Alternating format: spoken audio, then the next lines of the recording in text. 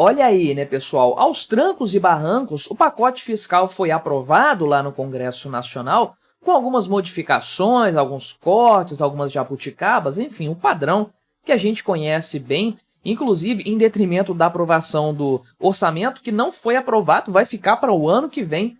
Pois é, coisas do Brasil, não é mesmo? A gente conhece bem como é que funciona, mas, enfim, né? Foi aprovado, então, Fernando Haddad comemora isso aqui como uma grande vitória, um grande legado do seu governo. Não sei de onde que o pessoal tira isso, que arcabouço fiscal vai ser o legado do governo Lula, do Fernando Haddad, né? O pacote de redução fiscal. Fala sério, essa gente inventa cada coisa, como diria o Pica-Pau, não é? Só que, para início de conversa, o que saiu lá no Congresso Nacional foi pior do que o governo havia originalmente proposto em matéria de economia. Estamos falando de uma redução de 6,3 bilhões de reais. O Haddad tinha falado primeiro que a redução seria de 1 bilhão. Olha só o quanto que já piorou a perspectiva. Em um pacote que já não era grandes coisas, né? 70 bilhões em 2 anos, faça-me o favor, né? Isso aí não muda absolutamente nada na questão fiscal no Brasil, né? Então, já é pior do que aquele pacotinho que o Haddad originalmente propôs ao Congresso Nacional. Só que a coisa piora ainda mais quando a gente sai do âmbito da análise política, que é sempre muito enviesada, e vai para a análise do mercado. Olha aqui, o pessoal da XP calculou que, na verdade, esse pacote aí é 26 bilhões de reais menor do que o Ministério da Fazenda havia originalmente divulgado. Estamos falando aqui de uma redução de 1/3, praticamente, né? Mais de 1/3, aliás, do valor que o Haddad e sua equipe originalmente divulgaram em matéria de economia. Ou seja, o que o governo primeiro falou já era pouco, o Congresso diminuiu ainda mais e, no fim das contas, é ainda menos do que havia sido originalmente proposto, né? Vamos conversar sobre isso, então, analisar esse pacote e os impactos aqui de forma geral, mas antes não se esqueça de se inscrever no meu canal se você ainda não for inscrito. E se você quiser colaborar financeiramente aqui com este meu trabalho, você pode se tornar membro patrocinador do meu canal, com valores a partir de R$ 1,99 por mês. Você me ajuda bastante dessa forma, pode ter certeza disso, né? Então, né, fizeram a emenda constitucional lá, né, emenda 135, fizeram aqui, né, a PEC 45, a pensada a PEC 31, né? Caramba, a PEC era de 2007 engavetada, né? Mas enfim, coisas do Congresso Nacional. Várias mudanças foram feitas aqui, até mesmo no que o governo havia proposto. A Fundeb estava aqui, né, considerado, super salários também aqui, né, a história dos super salários, DRU, que é a desvinculação de receitas da União, execução orçamentária, aquela questão do abono salarial que já era esperada também, enfim, né? Os pontos principais mais ou menos estão ali, algumas coisas de fora, algumas mudanças. No fim das contas, é tão irrelevante que nem vale a pena descer nos detalhes do que foi aprovado pelo Congresso Nacional. Por que eu digo que é irrelevante? O valor originalmente apresentado, quer dizer, depois ele foi corrigido para cima, né? Claro, né?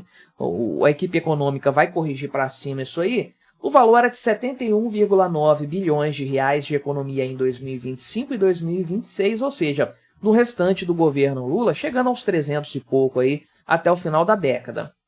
Então, isso dá uma economia de, na média, 35, 36 por ano, estava se estimando 30 bilhões ano que vem, 40 bilhões em 2026. O que isso muda na dívida pública brasileira? Absolutamente nada, porque só o aumento da dívida, só o déficit nominal do Brasil hoje, a cada 12 meses, é de 1 trilhão de reais. E, aliás, vai aumentar porque a taxa Selic subiu e vai continuar subindo. Então, só essa subida da taxa Selic nesse período vai representar, em matéria de juros sobre a dívida pública, o serviço da dívida pública, um gasto maior do que essa economia que vai ser trazida aí, supostamente trazida por esse pacote fiscal, né? Ou seja, tanta discussão para absolutamente nada. E assim, então era melhor não fazer nada? Ia piorar ainda mais a situação, é claro, mas o ponto é, dava para fazer melhor e dava para fazer melhor fácil. Tem muita coisa em que dá para ganhar dinheiro aí, economizar recursos. Um cara aí falou, inclusive,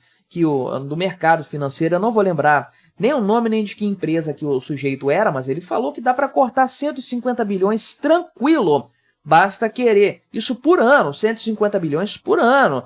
E se fizer isso, ele próprio falou, o dólar volta a R$4 quando isso acontecer, os juros caem abaixo de 10%, porque aí sim é um compromisso fiscal verdadeiro, pode até sequer conter o avanço da dívida pública, mas vai retardar muito esse avanço e vai, no fim das contas, né, com um peso menor sobre a taxa de juros, vai reduzir o serviço da dívida, o déficit vai diminuir muito, o déficit nominal. Mas ninguém quer resolver o problema, ninguém quer fazer nada. Saiu esse pacote mequetrefe aí, que saiu desidratado sim do Congresso Nacional, porque o Haddad primeiro falou que era R$1 bilhão, né? Que haveria ali de maneira geral, né? Dos reajustes ali no Congresso Nacional, que aí sim seria um valor pouco relevante, mas na verdade estamos falando agora de 6,3 bilhões de reais de desidratação, o que representa na prática que 10%, né, pouco menos, uns 8% do que havia sido originalmente estabelecido como o ganho, né, fiscal, como a economia de recursos aí, né?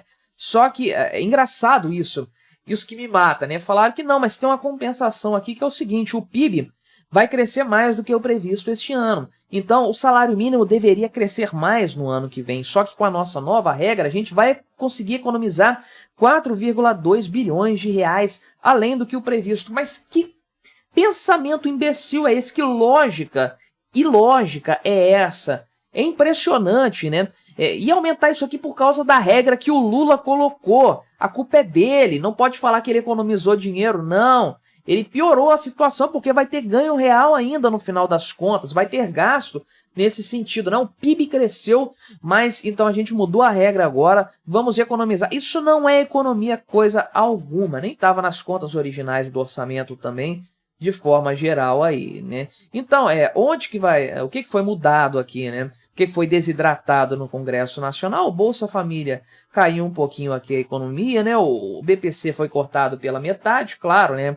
É claro que o pobre, o deficiente, esses aí vão se ferrar legal no governo Lula, né? O Fundo Constitucional do Distrito Federal não tem economia nenhuma mais agora, né? Biometria, R$1 bilhão aqui, né? E algumas projeções subiram, a do salário mínimo, conforme eu falei, e do abono salarial também, por causa dos aumentos salariais aqui, a questão do abono de forma geral. E tem coisa ainda para ser aprovada, tá? Esse corte que nós temos até o momento aqui, essa desidratação, é do que foi aprovado. O Congresso Nacional pode piorar ainda mais as coisas. Só que vamos conversar números realistas agora. O mercado se debruçando sobre os projetos apresentados pelo governo e as promessas de redução de gastos que cada projeto desses apresentava, né? O pessoal aqui da XP considerou o seguinte, né? Que, na verdade, a economia que o governo vai ter, de fato, com o seu projeto aqui, com o seu pacote fiscal, vai ser entre 43 e 44 bilhões de reais em 2025 e 2026, né? Isso aqui é um valor 26 bilhões de reais menor do que o governo divulgou lá atrás, os 71,9, 72 bilhões de reais de despesas que não serão realizadas, economia que vai ser feita aí, embora eu não consiga aceitar essa questão do salário mínimo como sendo economia, não.